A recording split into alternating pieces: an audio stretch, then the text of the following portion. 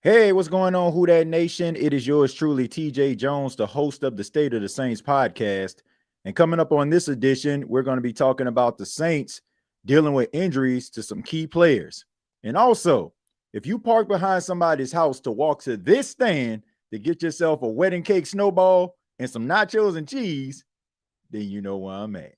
Thank you for listening to my daddy's podcast. Please subscribe to our channel. All I got to say is, who dat?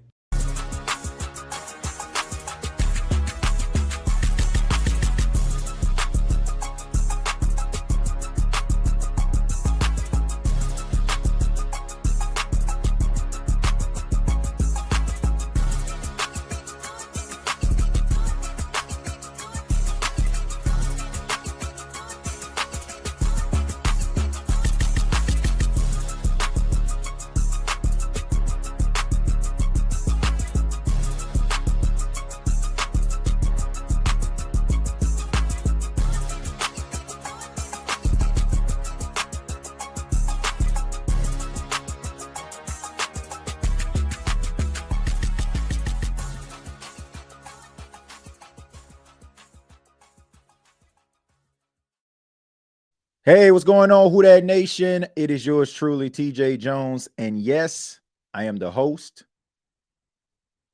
of the State of the Saints podcast. And thank you so much for checking out the State of the Saints podcast, where we talk New Orleans Saints. And on this edition, we're going to be talking about the New Orleans Saints dealing with some injuries to some key players that they were counting on going into the 2025 season. What is the severity of the injuries, and how is this going to impact the team? But of course, like always, it's always a pleasure for me to talk to each and every one of you, and shouts out to everyone in the chat. And also a special shout out to everybody that came over to the NFC South Roundtable. If you're watching this on a Tuesday night, it's every single Tuesday at 8 p.m. I had a really good time over there. I seen a nice, strong presence of the Who Dat Nation. It's always a pleasure and always an honor that you all roll with your boy no matter where he goes. I really do appreciate that. And also, I think is an addition of the state of the NFL that a lot of you will be able to enjoy, especially being Saints fans. We actually talked about the New Orleans Saints over on the State of the NFL channel. We talked about the quarterback competition between the three quarterbacks, 8-minute video. So when this video is all said and done, you can check it out. I'm going to go ahead and put the link inside of the comments. Make sure you check out the episode of the State of the NFL, and make sure you subscribe. We're really close. We're about 8 subscribers away from 700 subscribers, man. So thank you to everybody that subscribed to that channel. But if everyone can hit that subscribe button, we'll get to 1,000 in no time. That's the goal, to make sure that we, get to that goal as close to the regular season, as we get. I hope that we reach that goal. And if we don't, then still, I appreciate if you hit that subscribe button. But let's go ahead and get into it. Let's talk a little bit about some of the key injuries to the New Orleans Saints. One we have to start with is Trevor Penning. Trevor Penning went down in the game. He went to the sidelines, got carted to the locker room. It looked very serious. Like anytime they bring the cart out, means that a guy can't really walk on his own power. And, when they bring out the cart, it normally is not good. Sometimes guys get on a cart and they come back in the next couple of weeks or even next week. I've seen players get carted off the field, come back the following week and play lights out. I can think about that magical season back in 2009 when the Saints went to the Super Bowl. The week they played the Dallas Cowboys, the week before that game, DeMarcus Ware got carted off the field. And, it looked very, very serious. And the next week he comes out there and, he was extremely disruptive. So it always doesn't indicate that the season is over for a player, but you never want to see the cart come out. But Trevor Penning, some good news is he's going to miss, the bad news is he's going to miss a few weeks, but the good news is it's not as serious. It's not going to affect his status going into week 1. But however, Will Clapp, his season, unfortunately, is over. He dealt with a foot injury and he was put on IR on Tuesday. It's unfortunate, man. I think everybody was excited to see Will Clapp come back to the team.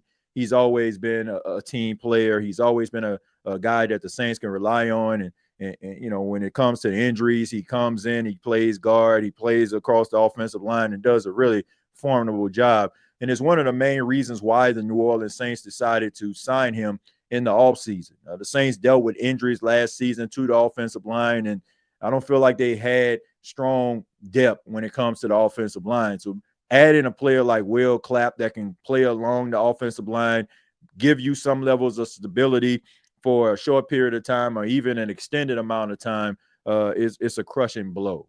And also a wide receiver, Bub Means.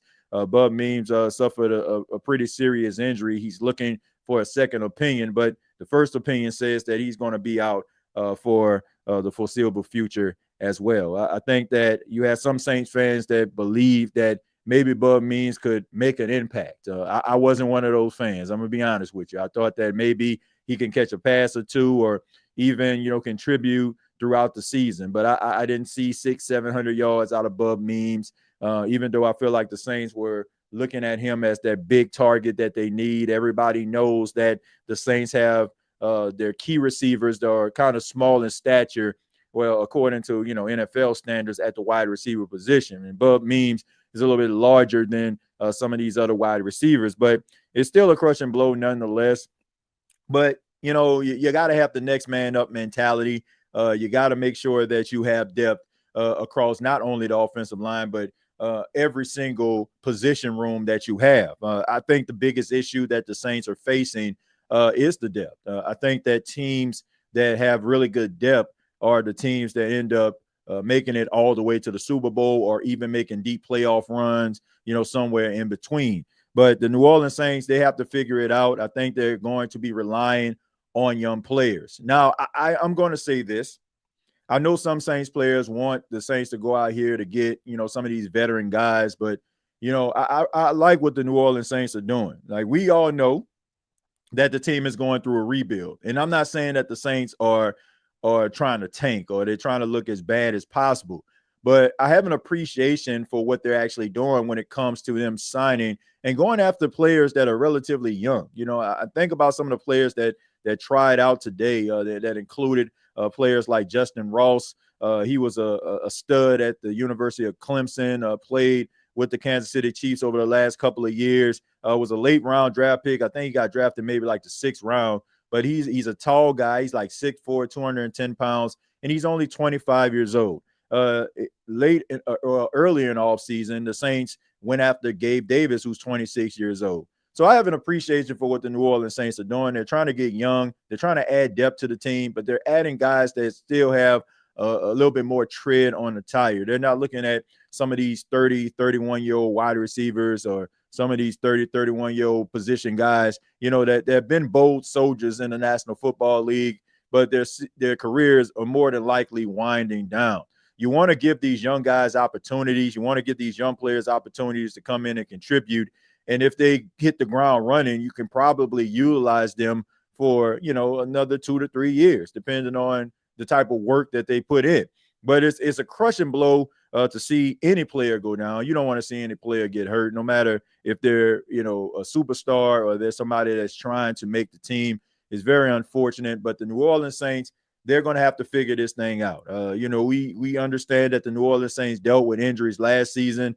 One of the main reasons why the season just went to hell last season, the Saints finished 5-12. Nobody really wants to see that. Like, if it happens, it just happens. But you want it to happen where guys are giving it their all. And it just, the Saints are just dealing with this whole rebuilding process. And I just think that everybody want to understand.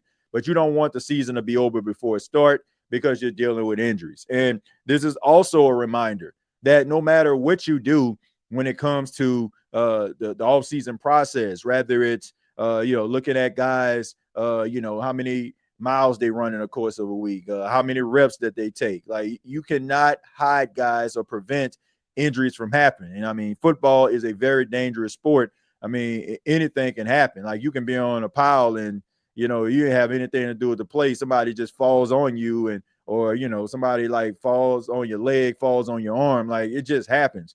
You can't avoid that. All right. You just got to do the best that you possibly can to try to keep guys up and also have some depth pieces around just in case some of your core players or your key players go down. So wish all of these players a speedy recovery for them to get back on the field so they can contribute to this team. Salute to Will Clapp. Would have been great to see him in 2025, but unfortunately, he's not going to be playing due to his injury. But Trevor Penning and Bub Means, you probably have a better chance of seeing them. And, Trevor Penning being a starter, that's a good thing. But let's go ahead and read some of your comments. Shouts out to everybody here in the chat. I'll go ahead and start with the donors here. We got Tom Brady. Thank you very much for the $2.79. He says, I'm thinking of coming out of retirement for New Orleans. Well, look, I think that people would love to see a quarterback like Tom Brady, but I don't think they want to actually see Tom Brady. I think Tom Brady has been a really good quarterback throughout his time in the National Football League, of course.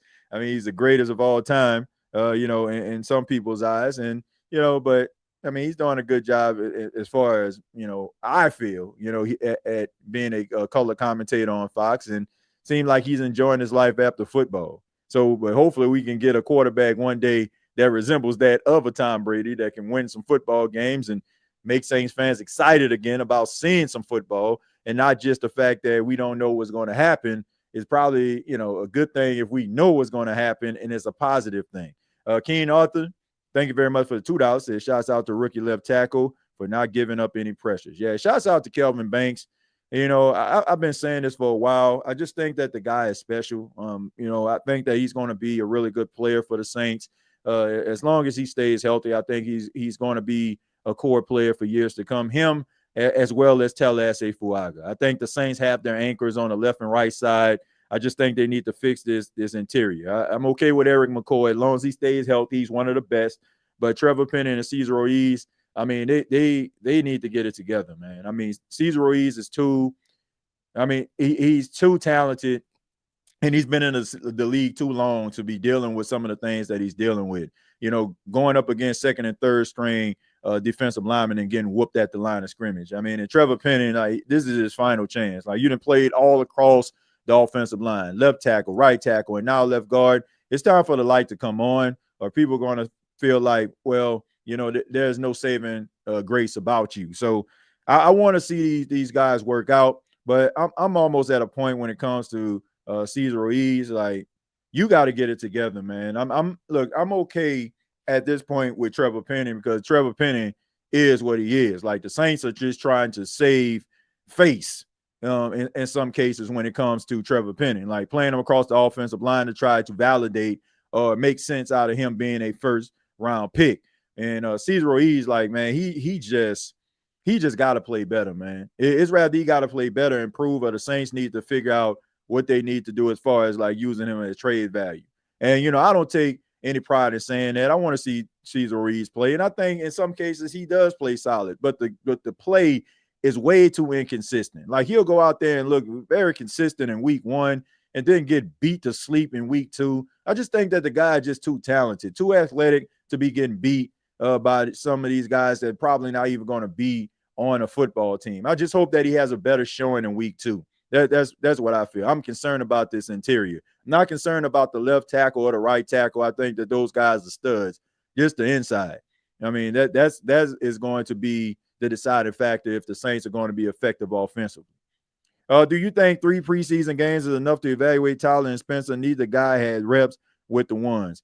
Well, Javonte, look, man, if you saying that, preseason you can't really evaluate them enough, I beg to differ. I think if you combine preseason with practice and training camp, because you got to keep in mind, there are 3 preseason games, but these players are practicing during the week. So you're getting yourself a large sample size of what these players can actually do in practice and also during these preseason games. But you have to count on this coaching staff to make the right decisions, to make sure that they're actually selecting the right guy. I mean, you don't know until you know. I don't think that you don't know what these guys are going to do until you hit the regular season. I mean, you can have an idea.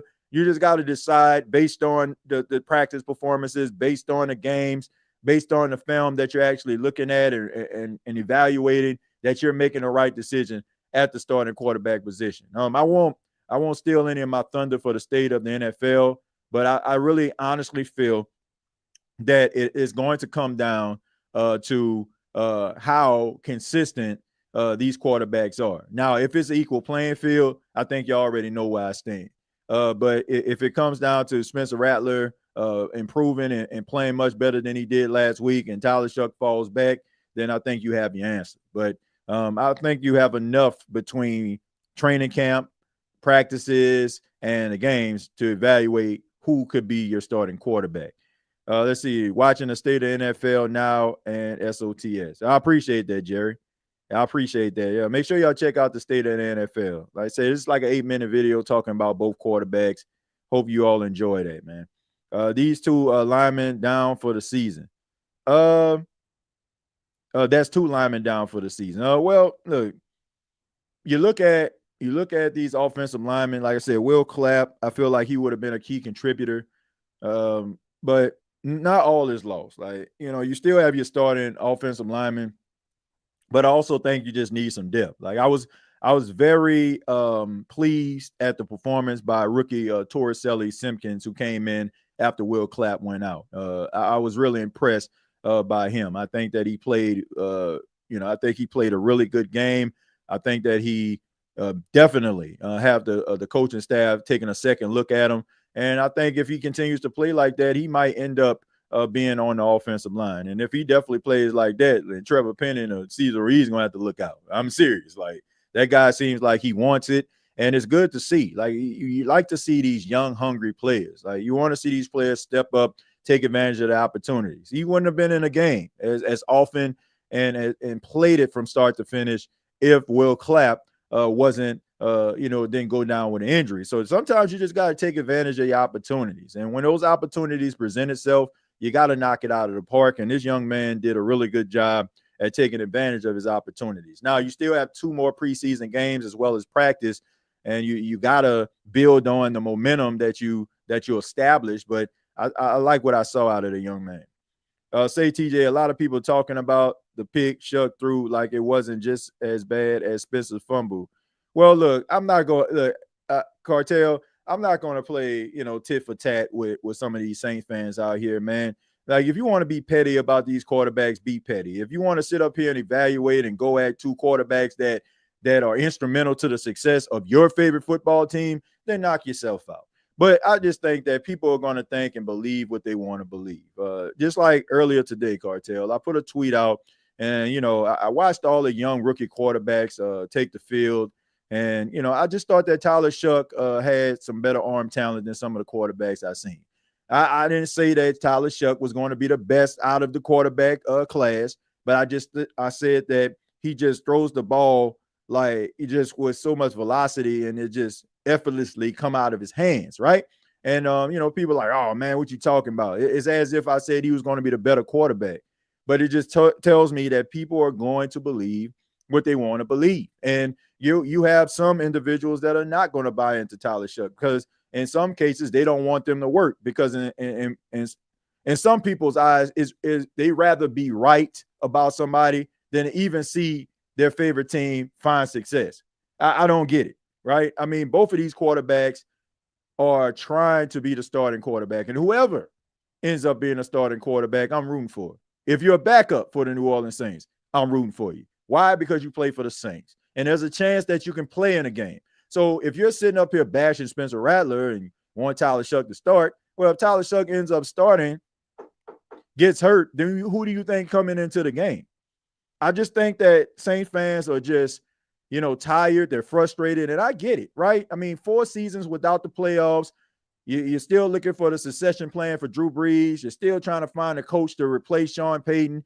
I get all that. I get the frustration, and some Saints fans are in uncharted territory. But damn, can we at least try to see what this thing looks like before we start jumping off ledges and talking about how this thing isn't going to work? I'm just one of those people that I would like to see that it doesn't work before I just say that it doesn't work. And I'm definitely not going to be crying and boo-hooing about something that I asked for, which is a rebuild. So Rome wasn't built in a day. In this case, quarterbacks aren't built in a day. So I just think that people need to have the patience and stop trying to root for the demise of one quarterback over the other. They both play for your favorite team. So why in God's name would you want any of them to fail? I don't want any of these guys to turn the ball over. I don't want any of these guys to make mistakes. I want a fair assessment by both guys playing at the highest level and allowing the coaching staff to make it, make the decision. And I want this decision to be as tough as possible, because the tougher the decision, the better chance that the New Orleans Saints season can be much better than we anticipate. So I just hope that people just take that into consideration before they start bashing these guys. I mean, but, some people are not going to take that advice. TJ, that kid has quick feet for a big boy. Yeah, man, he's extremely athletic. I can remember watching him at South Carolina. I can remember watching him. And I mean, he's always been like super athletic, man. I'm just shocked, like, he kind of like slid under the radar. I think it had a lot to do with, I think that he got kind of mixed up in that offensive line. Like, South Carolina has that reputation of not really having an offensive line. And of course, he's associated with that. So I don't think that people really gave him a fair shot. But, I think that he's a very talented, really, really talented young man. And I think that, he can be a part of this team. TJ Shuck throws like Kurt Warner. Homie can throw. Yeah, I mean, I see some Jared Goff in him. I was going back trying to compare him and see who he reminds me of.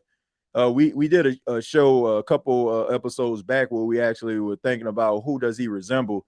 I can see a little bit of Jared Goff in him. He's a little bit more athletic than Jared Goff is. His ability to be able to scramble. Man, he's deceptively fast. Like, people don't know that, man. I think he ran like a 4.7 at the combine.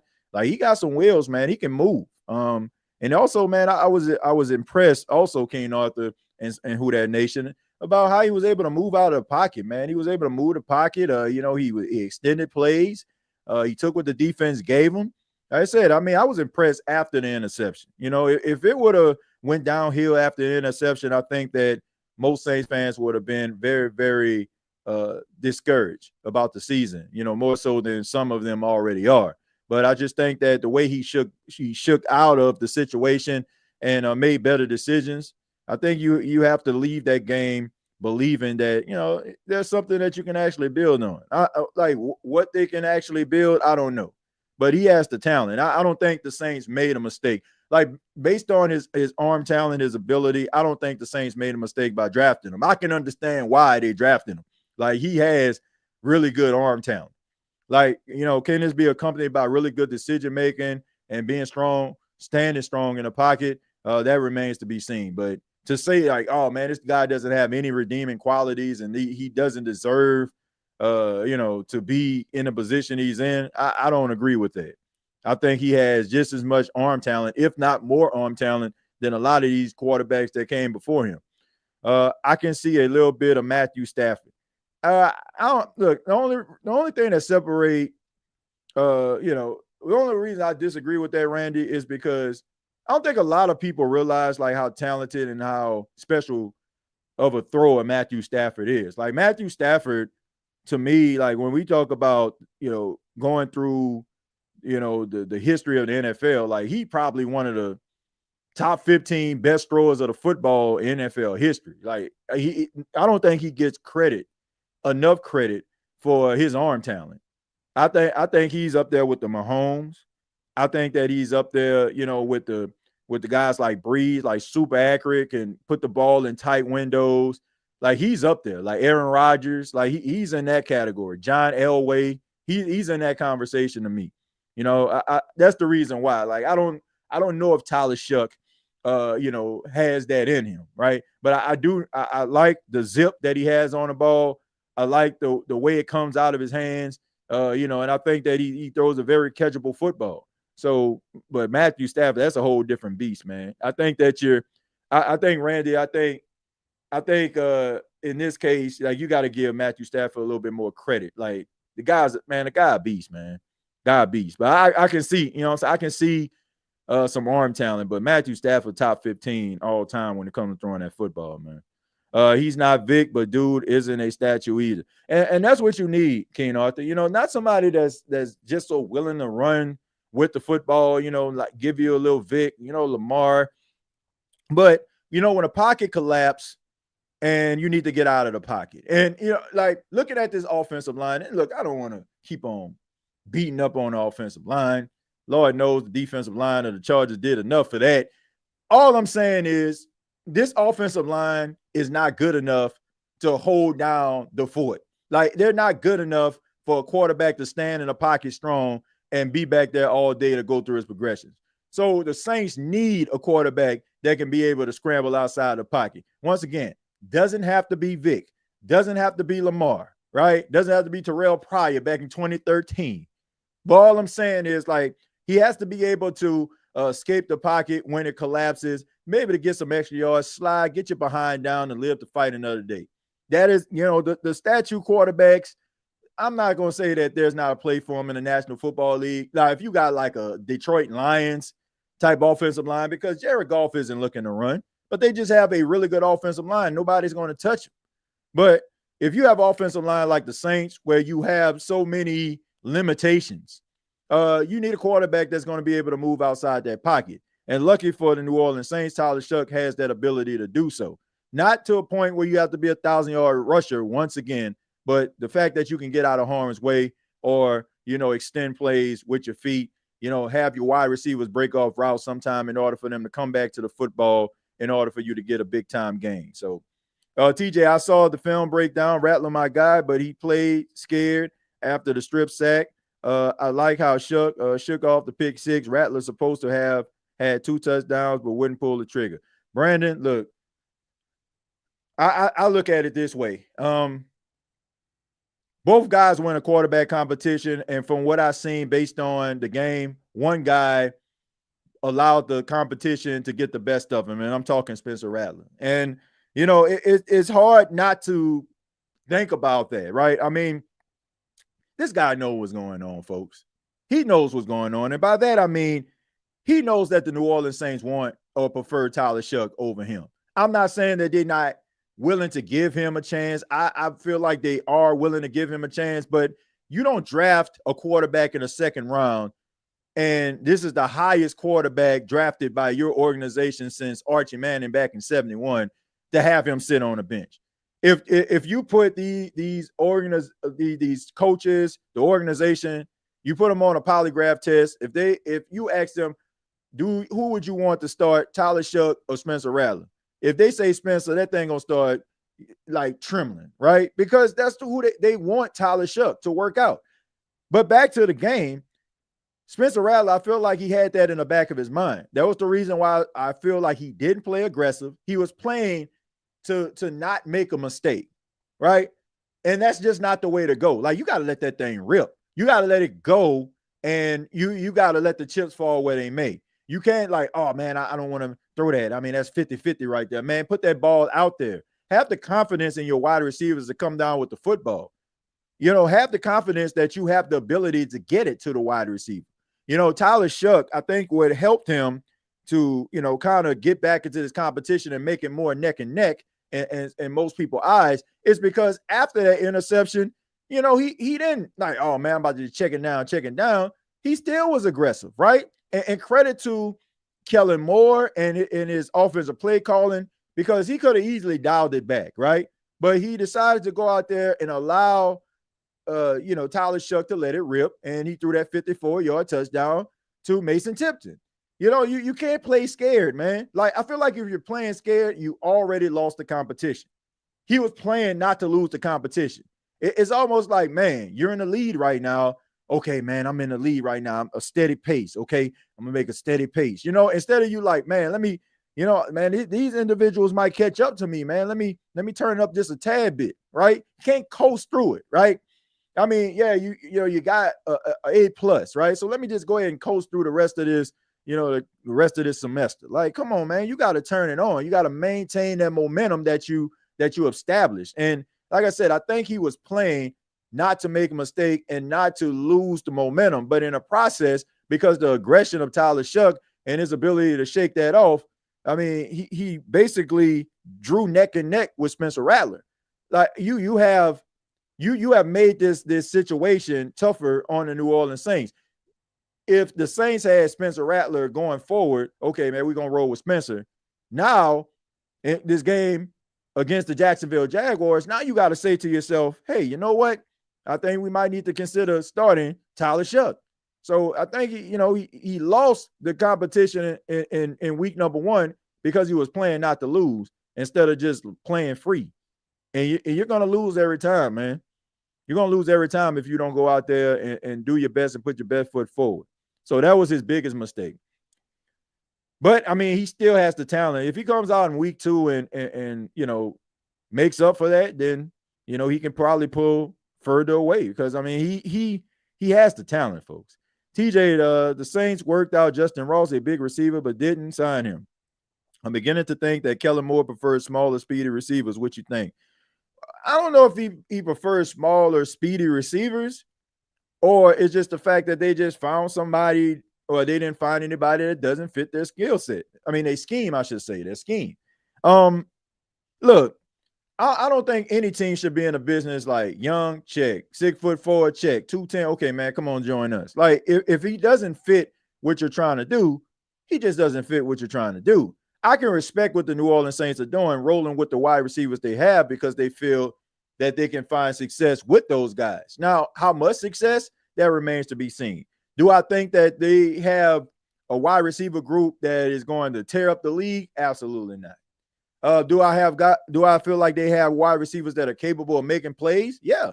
Why not? Chris Olave is capable. Rashid Shaheed is capable. Brandon Cooks is capable. But you don't sign somebody just for the simple fact of just signing them. Like, you're not going to go to a car dealership and say, man, I need a car. And then, not like, okay, man, this car right here shined up. It's blue. It got turtle wax on it. Shine like new money. Okay, let me get that car. You ain't going to start it up or nothing. You know what I'm saying? Like, you ain't going to check the tires. You ain't going to see what's going on under the hood or anything like that, right? You're going to do your due diligence. And if you come away feeling like, man, this car might need some work, let me try something else, right? I mean, Justin Ross may not fit what they're trying to do. Or maybe they just trying to see what they actually have on the team, and maybe they'll circle back around. I mean, I believe they cut Seth Green a couple of weeks ago, and now they re-signed him. So maybe they're trying to circle back around and, try to go at some players that probably was a part of their offseason process. It seems that way. And, if Justin Ross ends up, falling to him one day, maybe they like what they seen in tryouts. Maybe they felt like maybe this other guy was ahead of the curve because he was around the team. So they decided to go with the one wide receiver over the other.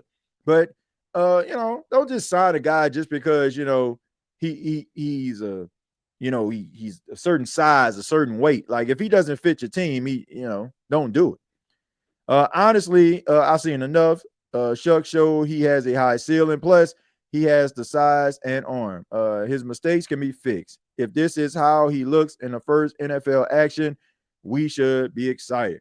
Well, look, I don't know if I've seen enough, but I can understand why some Saints fans, if they were skeptical about Tyler Shuck, starting to warm up to him. Like, I mean, it's going to take some time. Like, I don't think anybody in their right mind or thinking logically should look at Tyler Shuck and be like, man, Tyler Shuck about to tear the league up in year one. Like, I don't think that. But, I think that maybe he'll start off, a little slow, sluggish, but as the weeks go by, I feel like he can improve from week to week. The more reps you get, the more experience you get in real games, getting live bullets, flown at you, the more experience that you gain. Like, you look at some of these quarterbacks that have found success late in the season, and everybody's talking about how good they are. If you go back and take a look at how some of these rookie quarterbacks played, like Bo Nix and Jaden Daniels at the beginning of the season, they didn't look like they did towards the end, but they started to get reps. They started to gain experience. They started to understand the speed of the game. It started to slow down for them. They started to develop a rapport with their wide receivers, tight ends, and running backs. And that stuff comes with time, right? And if it doesn't happen overnight, it's okay. Because once again, this is a rebuilding process. And anytime you're trying to turn a page from one quarterback to another, it's going to be a process. Anytime you're trying to turn a page from one coach to another, it's going to be a process. You got to have a relationship established between coach and quarterback, and that takes time. So, I don't expect, Herculean efforts coming out the gate, but I expect improvement from week to week, especially looking at that game he played in week one. If both doesn't look the part, I want to see the Saints pull the trigger on Nico out of UCLA. Well, I think that this is the opportunity, and we talked about this to the start of the offseason. We discussed, the Saints need to see what they actually have on this football team. Like, nobody is evaluating Kellen Moore based on this 2025 season.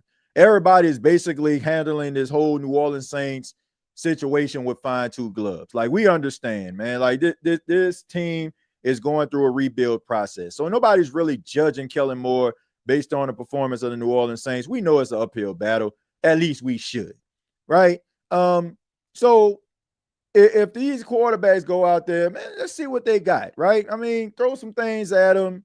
If they able to rise above the occasion, then guess what? You know what you have for the future. If not, then you know what you need to do with your future. Now, if these quarterbacks play formidable and the Saints don't end up with a decent record, and it's not indicative on how they perform. Maybe it was, a certain skill group wasn't what you thought they were going to be. Maybe it was they're not getting enough pressure, or they're giving up big splash plays. Like, if it doesn't just solely fall at the feet of the quarterback, then I just think that, maybe, the New Orleans Saints will probably consider running one of these quarterbacks back, like Shuck or Rattler. So, I hope that's not the case. Like, I hope we're not talking drafting another quarterback in 2026. But if it does happen, then at least that you gave it your all, and you gave these quarterbacks an opportunity to change your mind before you decided that you wanted to go back to the well once again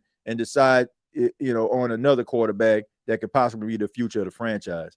We can't forget these guys are basically rookies. Tom nor Drew showed they would be that great in their first 2 seasons. Be patient.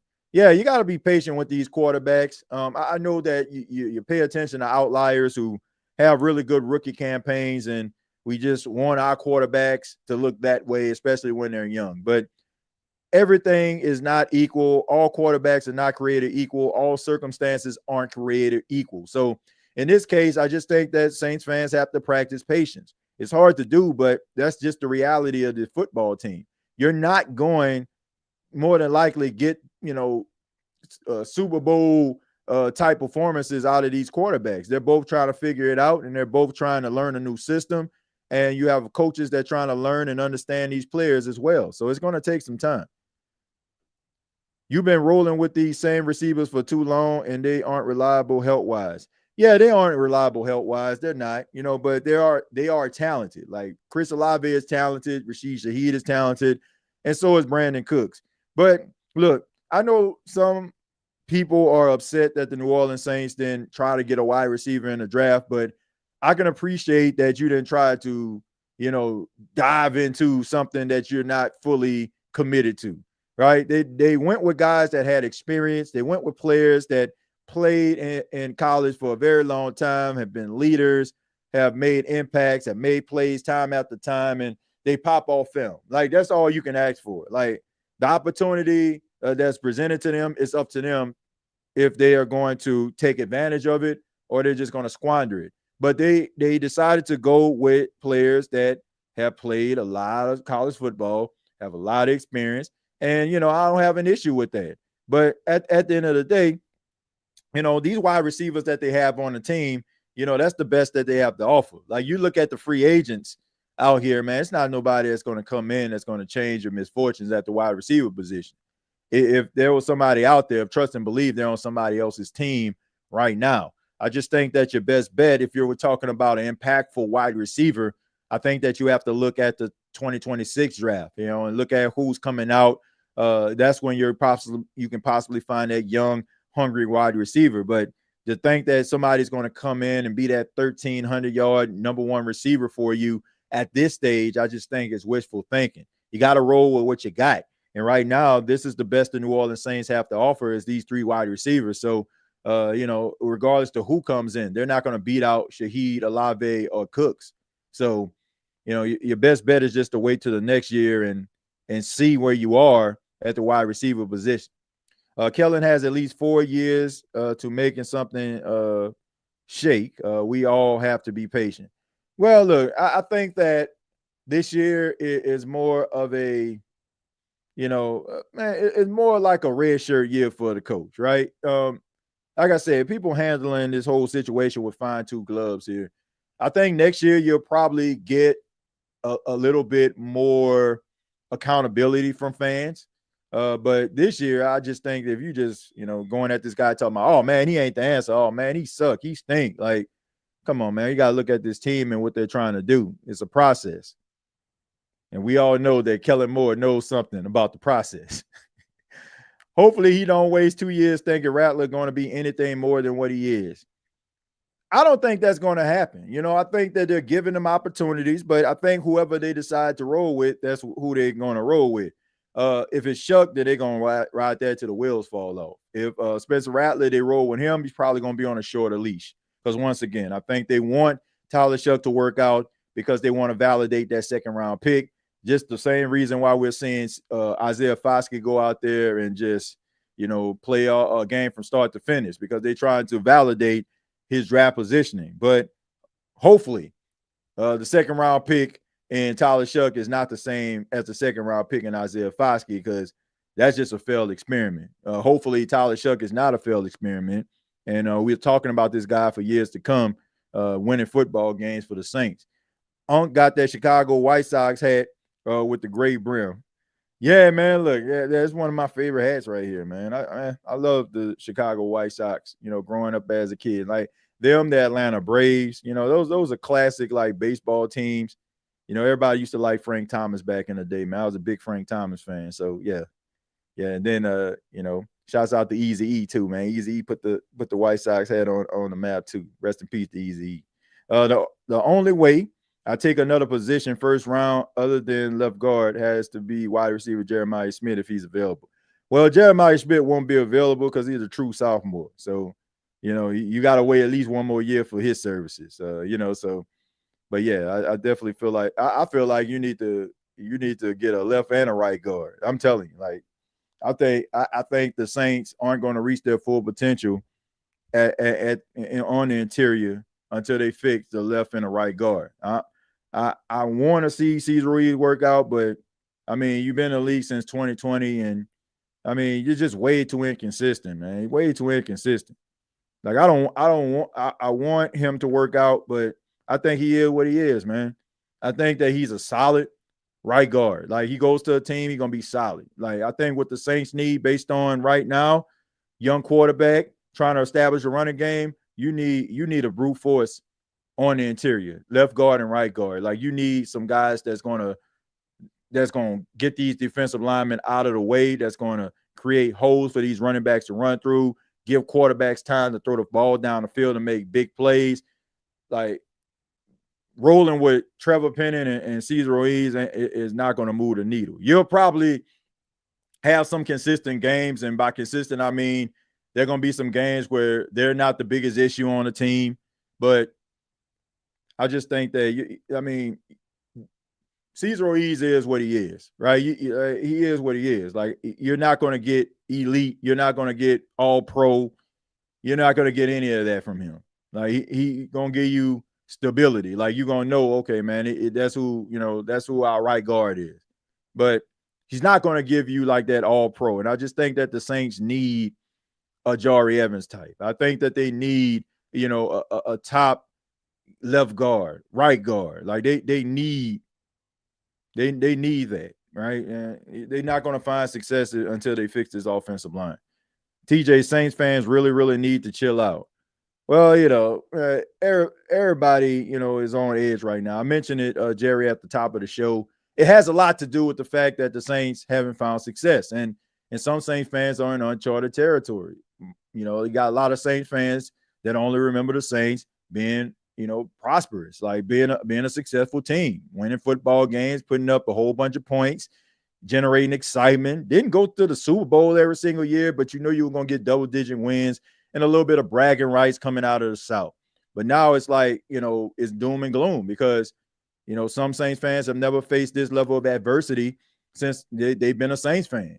So you have to understand that, that's the power, of technology. Most people that are on, social media and stuff like that kind of fall into a certain age group. I'm not saying old people that don't remember when the Saints weren't good back in the 90s aren't on there, but when it comes to it, like a lot of Saints fans are young, mid 20s, early 30s. They only remember Drew Brees being a dominant quarterback and being one of the best quarterbacks in the league, and the Saints being one of the best teams in the NFL. So it's uncharted territory for him. It's almost like a rich kid who parents come to him and say, "I'm sorry, son, but we're gonna have to move out this mansion, and now we living in a 2-bedroom house or whatever." It's a culture shock, and some people are just trying to go through the motions, right?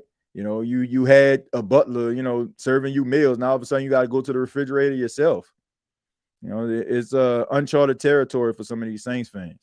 Let's get something straight. Atlanta 0 reigns, Carolina 0 reigns, Cincinnati 0 reigns, Jags 0 reigns, Chargers 0 reigns. That is why they hate the Saints. Well, look, I don't know if I ain't never heard no Bengals or no Jags fans dislike the Saints, but I mean I can understand the Falcons or Carolina, but yeah, I mean they haven't won anything, But at the end of the day, the Saints haven't won anything in a while too, man. So I don't want to be like one of them Dallas Cowboy fans that always talking about 1995 like it was last week. The Saints won a Super Bowl back in 2009, and it was a great moment. But I would like for the Saints to get back to that point where we can talk about the Saints being a relevant football team. I don't want to be one of those people that root for a team and just so, I feel better about myself, I'm up there talking about when Drew Brees playing. I honestly feel the fact that we're still talking about Drew Brees is not a good thing, right? We should always, now let me make this clear. We should always remember what Drew Brees did for this organization, the city, everything that he did. There was a question that was asked on the Dan Patrick show to Drew Brees, does he want a statue? And, Drew Brees gave that, that answer that he always gives. I mean, Drew Brees a class act, but we all know that, he deserves a statue, and, he's the greatest New Orleans Saint of all time. But the fact that we're still talking about him and he's about to go into the Hall of Fame, because he's going to have retired 5 years. That's not a good thing, man. It's just not. You want a situation like how the Indianapolis Colts had, like when Peyton Manning, he was towards the twilight of his career. He had the neck issue. He ends up leaving, going to Denver, and Indianapolis ended up drafting Andrew Luck. Andrew Luck was so good that I'm not saying they forgot about Peyton Manning, but it made the transition much easier. The fact that we're still talking about Drew Brees like he retired yesterday is not a good thing, right? We should always remember what Drew Brees did, but we shouldn't be talking about Drew Brees because the Saints haven't done good enough at the quarterback position to replace him. So I don't know, man. I want to see some prosperity. I want to see some success from the Saints, and I want to be able to talk about them, when it comes to, right now, not like digging in the crates to try to validate why the Saints are a better team than Atlanta. Like, I mean, based on what I see, the Saints are a better team than Atlanta. But at the end of the day, it's like I don't want to have to bring up what they used to be in order for me to feel validated about that, if that makes sense. Bub Means is a waste of a pick. Him and Spencer had good chemistry last season. I don't want to say he was a waste of a pick, man. I mean, we talk about a 4th-round wide receiver. Like, this not like we talk about a 1st-round guy like Trevor Penning. Like, Trevor Penning struggling is way more alarming than Bub Means struggling. Like, if Bub Means work out, then it's a great thing, right? Another 4th-round pick, if I'm not mistaken, Antonio Brown. Like, Antonio Brown was a 4th-round pick. So the fact that Antonio Brown exceeded expectations, that's a plus. Like, but Bub Means, if you're a 4th-round pick, you have an uphill battle anyway of making a team, right? I didn't expect 1,000 yards. I expect 700 yards for Bub Means. Bub Means is a cog on a wheel. Like, I mean, that's just what it is.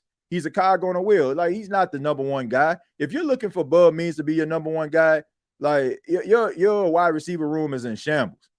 And I'm not saying anything about his talent. I think he's talented, but he's not a number one receiver. He's not. So if you're looking for Bub Means to give you that type of impact, then your wide receiver room isn't, where it needs to be. So I'm not counting and relying on a 4th round draft pick to change my misfortunes. Like if he works out and he contributes in any way, trust and believe that's a steal. If Christian Boyd continues to build on the momentum, like he was a 6th round pick last season. If he's a part of your rotation, like that's a plus. Like your 1st, 2nd, and your 3rd rounds are the guys that you want to look at and be like, okay, man, these guys could possibly be like my core players.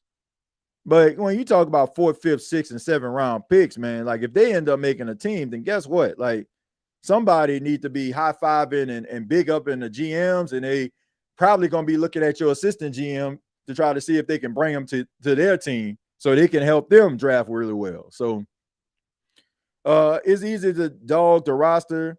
I want a real recall after Cam and DeMario retire. We got to reset this roster. Yeah, I think that's what they're doing right now. And that's what you want to see, Debo. You want to see some of these young guys step up like they did in the first game. Isaiah Stallberg, guys like Fadil Diggs, Danny Stutzman. Like these are the guys that you want to see step up because the Saints drafting them. And you got to be able to hit in the draft in order for you to be able to get yourself out of this hole. I keep saying that because it's true. You got to be able to dig yourself out of this hole by drafting quality players. Now, the Saints feel like guys with experience and played a lot of snaps in college is the way to go. We'll see if that theory works out. But you want to see some of these young players making plays. And if they can get some of these young players to make an impact, then they can get themselves out of this hole. And maybe the rebuild won't take as long as some may anticipate. I was never on the Bub Means hype train. Yeah, neither was I. I always thought he could be a contributor, but not like, and people act like he was about to be Valdez Scantling around this thing or something. Like, all right, I hear you. Says we can go as far as our quarterbacks can take us. Our quarterback room sucks. I don't agree with that, man. I don't agree with that because right now, like you're putting this pressure on some young, inexperienced quarterbacks. Like the Saints can go and win and find success. Number one, if the offensive line ends up being pretty decent, and also if they can be accompanied by a potent running game, like a potent running attack. Like if look, you don't want to put this much pressure on these quarterbacks, right? Best case scenario, you want a situation like Brock Purdy, right? Brock Purdy wasn't the best quarterback in the world, and he's still not. Mr. Irrelevant, picked very last in the draft when he came out, but he was accompanied by some very talented players, right? Get the ball to Christian McCaffrey, short yardage, you're going to make somebody miss big game. Get the ball to George Kittle, get the ball to Deebo Samuels. Like, you need players that can make plays. You got to be able to scheme these guys open. And then you can alleviate some of the pressure off of these quarterbacks, right? Like all these quarterbacks can make some throws. You give them some time, you give them opportunity to be able to stand strong in the pocket and deliver the ball to some of the key receivers, and they'll be okay. They don't have to be Joe Burrow. They don't have to be Josh Allen. They don't have to be Patrick Mahomes. Those guys got to show up every single week and put forth a Herculean effort for their team to find success. But that's just what comes with being elite. These guys don't need to be elite, but they need some players around them that's going to be able to make some plays. And that's up to Kellen Moore. Kellen Moore has to figure out how he's going to use some of these key players to alleviate some of the pressure off of these quarterbacks. But yeah, I mean, I agree. You only can now, if we're talking about like the ultimate goal, Jamarcus, and I agree with you. The ultimate goal is to win a Super Bowl. Yeah, you definitely need a top-notch quarterback. Like you definitely need a quarterback that is going to make more good decisions than bad decisions. But in this case, you don't need that. Like, but you need some pieces around them. You need the defense to be able to get pressure on the quarterback. You need your secondary to generate some turnovers, and also, like I said, you need your offensive line to work out, and you need to be able to establish the run with the running backs that you have. And I think that if you put all that together, then I think these quarterbacks can make the right decisions. But only time will tell. I think the only reason we didn't was because Rashid and Olave was coming back, and they had the same game-breaking speed he does, but younger. I don't know what we were referring to on this one, man. I apologize. I guess I kind of came in on that conversation. Let's see, State of the Saints, TJ. What we aren't really talking about is the safety blanket of a decent running game. Yep. To mask the lack of quarterback play, an inside offensive line is weak, so the run game gets killed. I mean, Debo, we're on the same page. Like I said, I just kind of expounded on that with the last question. Yeah, man. Like you want to put all the pressure on these quarterbacks, man, but man, these quarterbacks aren't going to be the reason why the Saints find success. I mean, maybe like down the line, if they like come into their own, they can be, but you shouldn't just be looking for your rookie quarterback to be the is-all and the be-all. Like you want them to be able to figure things out and not just have the pressures of being like like everything on me. No, you don't want that. Like you want them to look at like Alvin Kamara and be like, okay, man, Alvin got me. Want to look at a Chris Olave, okay, man, they got me. You know, you don't want to just look at like, oh man, I got to go for 350 and 4 touchdowns for us to win this. That's wishful thinking. That's a tall ask for a young, inexperienced quarterback. I'll take Kirk Cousins over these little dudes. Look, man, Rome wasn't built in a day. We just got to be patient with the process. It'll work itself out, man. It's rather these two guys are going to end up being starters. One of these guys going to end up being a starting quarterback, future franchise quarterback of the Saints, or they're going to end up finding the one down the line. Hopefully, we don't keep on digging into the crates, trying to find the next Drew Brees. Hopefully, it won't be a Jim Kelly situation or a Dan Marino situation. Hopefully, the Saints can nip this in the bud with one of these quarterbacks. I ain't gonna lie, that new center Simpkins looks amazing. Yeah, man. We were talking about Torricelli Simpkins. Like, he looked really good, and then, and I think the young man is confident. So let's see how he can build on the momentum in the from this game that we just saw to the next one against the Jags. I hope he turns out well. We should have drafted a big body wide receiver. Yeah, Debo, we should have, but if you're not comfortable or you're not too sure about a guy, then just don't draft them just because they're tall and big. Just don't draft them for that, man. Like I think that everybody was upset because the Saints been whiffing on draft picks. So the Saints did, the more careful, cautious thing. Like I said, get guys with experience that played a lot of college football games. So we'll see if that works out. But if they weren't in love with a pick at the wide receiver position, I agree. Don't draft him. When Rattler was in the game, he had the bag wide receivers in the game playing for him against the Chargers' first string defense. He wasn't playing against the first string defense. There was second and third string. They might have had a start out there too, but for the most part, it was second and third string. And even if that, your offensive line, that's supposed to be the guys that you're supposed to be rolling into week one with, for the exception of Eric McCoy not being out there. So, I mean, look, I can't really excuse Spencer Rattler. I love Spencer Rattler. Trust and believe, man. I think very highly of the guy. But, you can still like somebody, man, and also just call a spade a spade. And, the issues with ball security is not a good thing. He made some really good decisions, but he was also playing not to lose a competition. And I think that, if he was a little bit more aggressive, then I think that maybe, some Saints fans have probably come away from that game feeling like the competition, is exciting. Even though it is to a certain extent, I just think that Spencer Rattler didn't do himself any favors playing timid in a football game. I'm not going to completely absolve him of that. Like, some of the decisions that were made were not good ones, and him not pulling the trigger didn't help his cause either. So I like him, but we also got to be fair, and we also got to put this thing into context. And we can't just we got to look at it from all sides. Like, he could have been a little bit more aggressive than he was, and he wasn't. Games are won in the trenches with the offensive line and D-line, run the ball and stop the run. Yep. And that's what they got to fix. But I'm concerned that until Trevor Penning and Cesar Ruiz off this football team, the Saints aren't going to be the offensive line that Saints fans want.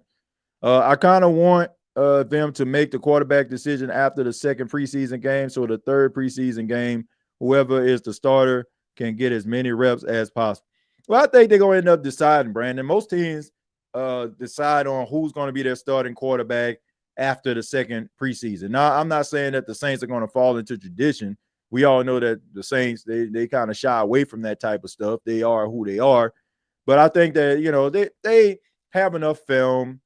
They have enough practice tape for them to be able to make this decision. Like, we got to keep in mind, they're around these guys all the time, around the clock. So they see how these guys operate. They see how these guys study. They see how they research. They know the questions that they ask, and they see how they command the huddle during practices and games. So when you combine all that, I think they'll come up with the best decision they feel will give the Saints the most success this season.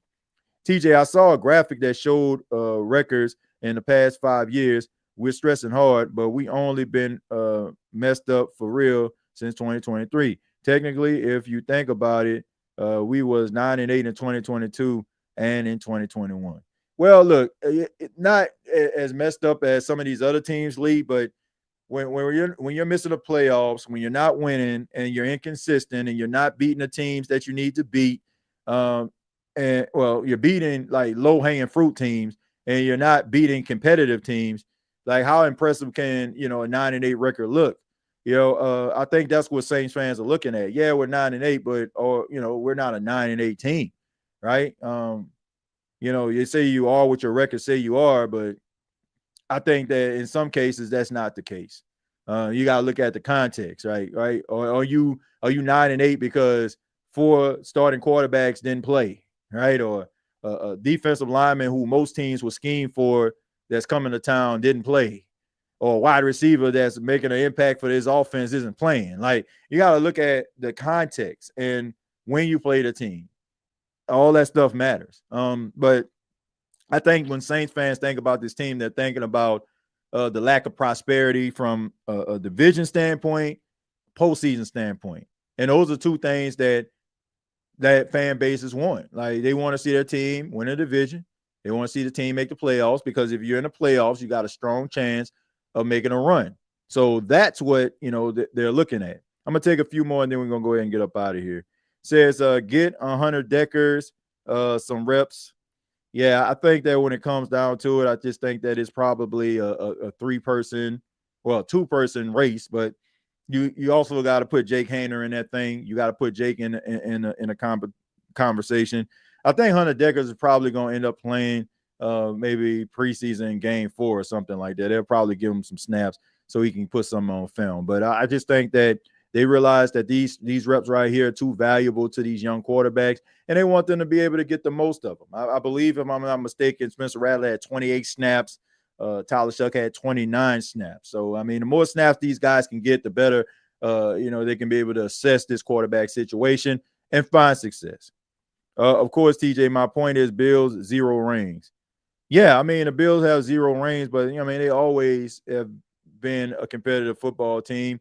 I mean, mine is like the early 2000s, but, they were one of the top teams, like when Jim Kelly was there and the K-Gun was running wild with Thurman Thomas and, Andre Reed and, all those cats, man, Bruce Smith on the team.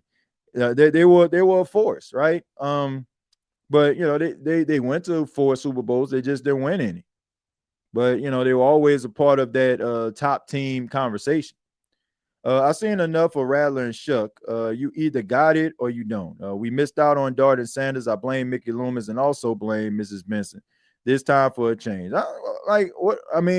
Jamarcus, look, I understand your frustration, but how my question is, like, how have you seen enough of Tyler Shuck and man only played in 1 football game? We gotta, like, look, I get it, right? We have our preference, we have our type. We always feel like, this team, we should have went in this direction or that direction. But man, we haven't seen enough out of Tyler Shuck to say that he's not it. Right? You haven't seen enough. Like, we can't get sucking into tweets and articles. Like, those articles have, they're based on what those guys see, but it's not indicative on what a player career is going to be like, right? It's not. Like, if a player throws an interception, well, everybody throws an interception. I mean, some of the best quarterbacks in the league throw interceptions. That doesn't mean like, okay, man, there's no saving grace about him. I mean, I think Josh Allen threw like 3 interceptions in practice not too long ago, and this man a league MVP. You know, like everybody's not, oh man, he gonna suck. Like, no, like we can't be too rushed. We can't rush to judge every situation. And I get it. When you're frustrated, sometimes like you just want that frustration to be alleviated, right? You want it to go away, right? And you try to find the best solutions, but who knows, man? One of these guys might end up being a solution. Like we don't know. We see players reach their full potential with better coaching staff and better situations all the time. We just can't be so quick to get rid of a player, or if a player struggles or he's trying to figure it out. We can't just say, oh, that's just who the player is. Like, we don't know.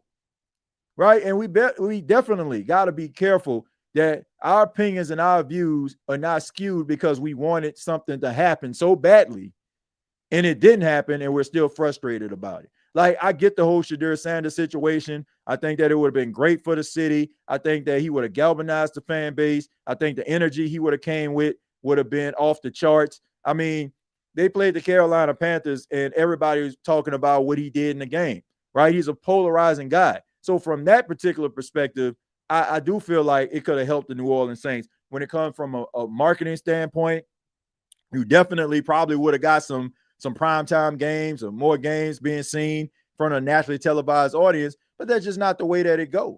That's just not what they wanted. So they selected Tyler Shuck, and let's just see what it looks like, man. Let's not just be so quick to judge. Let's not be so quick to just be like, oh, man, he's no saving grace. Let's not just size a guy up because he had on some Nikes instead of Jordans. He had a sleeve on. And he was supposed to have on a watch. Let's not get into all that, man. Let's just follow the process, respect the process, and judge accordingly. And if you come to that conclusion and it says, you know what, man, these guys on it, then let's have the conversation. But, I'm not trying to just, hop on the train. You know what I'm saying? Like, I'm just not. I'm not just going to hop on the train of negativity, man. Let's just see if this thing can work out, because you never know. Like, we can be having a conversation a couple months from now and it's completely different energy. So let's not just, just give up so quickly. Shuck had 6 years in college to prove he got it, and he don't. How do you know? How do you know? How do you know? Like, how do you know a guy got it? Okay, if that's the case, Bo Nix was in college for 5 or 6 years. Did he not help the Denver Broncos go to the playoffs? I mean, you can't say that. I mean, you can't say that. I mean, Joe Burrow started out at Ohio State, transferred to LSU. Like, man, sometimes guys got to find themselves. Like, you can't just say, oh, man, like, that's what I'm talking about. We can't, like, just look at, like, oh, man, look how long he was there. Like, everybody's situation is different. Like, I mean, I'm not going to tell you what to do, bro, but if you want to be pessimistic and just think the sky falling, man, I'm just saying, like, man, why would you want to just put yourself through that type of misery? All I'm saying is, man, you can't just size a guy up and just say, oh, he's been in college 6 years and it just ain't going to work out. Like, that's not always the case. If you feel like that, then, man, I can't change your mind. But all I got to say is, if it does work out, yeah, I'll just leave it at that. True, TJ. And like you said a few times, interceptions are necessary. The quarterback fault. Running backs run wrong routes at times, not at the spot where they should be. Also, the O-line got to get a quarterback's time. Just think that people have to be patient, man. I just think they have to be patient. Rome wasn't built in a day. Says Bo Nix was good in college, TJ. If he was so good, then why did he leave Auburn, man? Like, why did he leave Auburn? Like, if he was as great as, like he was good at Oregon, but he wasn't as good at Auburn as he was at Oregon. There's a reason why he left and transferred, man. So, like I said, man, like, you got to be patient, man. Like, Rome wasn't built in a day, man. Rattler came in a preseason game looking just like last year. So you have to give him a chance. Yeah, man, you gotta give him an opportunity, man. I know we want instant gratification. Just give him a chance, man. You crying over the past, like let it go, bro. Go grab a tissue or something. What's your favorite snowball, TJ? Wedding cake. Wedding cake snowball. That's my favorite one. TJ, they don't know the word patience. Well, look, like I said, I understand the impatience of the fan base. They just want a winner. But I'm not. I just feel like we don't know what these guys are going to be. Now, this might be one of those situations. Jamarcus might be right, but I just have a wait and see approach when it comes down to it. Like, I don't want to just sit up here and say, "Oh man, they're gonna suck." I don't know. Like, I don't know, man. I trust Kellen Moore. I'm going to trust him. I feel like he's making the right decisions. I've seen him work with quarterbacks in the past. I don't think that he would just select a quarterback like Tyler Shuck if he didn't feel like he had any redeeming qualities. I just want to give it a chance, and I think we all should. But I want to say thank you all for checking out the State of the Saints podcast. Really do appreciate it. Much love to each and every one of you. No matter what side of the fence that you're on, man. Look, we're all Saints fans at the end of the day. We all want the success of this team. And you know, I'm not telling anybody what to do, but if you want to, just be, down about the season or feel like you're just going to be in a tailspin, you might just want to tune out, man. But this is gonna be a process. It's gonna be a process, man. But we all love this football team. We all want them to do well. And I really do appreciate your time. Make sure you subscribe to the channel if you have not already. Please hit the like button, help the channel to grow. Check out the State of the NFL podcast that's available right now. Got an episode up about the Saints quarterback competition. I'm going to go ahead once again, put that link inside of the comments so you can go ahead and check that out. Make sure you subscribe to the State of the NFL podcast. Also, NFC South Roundtable every single Tuesday at 8 p.m. Had a really good time over there on Tuesday. And also, if you want to follow me on social media, interact with me, you can hit me up on X at TJAYJones8, and also the State of the NFL at State of the NFL. Till next time, all I got to say is, who dat? Thank you for listening to my daddy's podcast. Please subscribe to our channel. All I got to say is, who dat?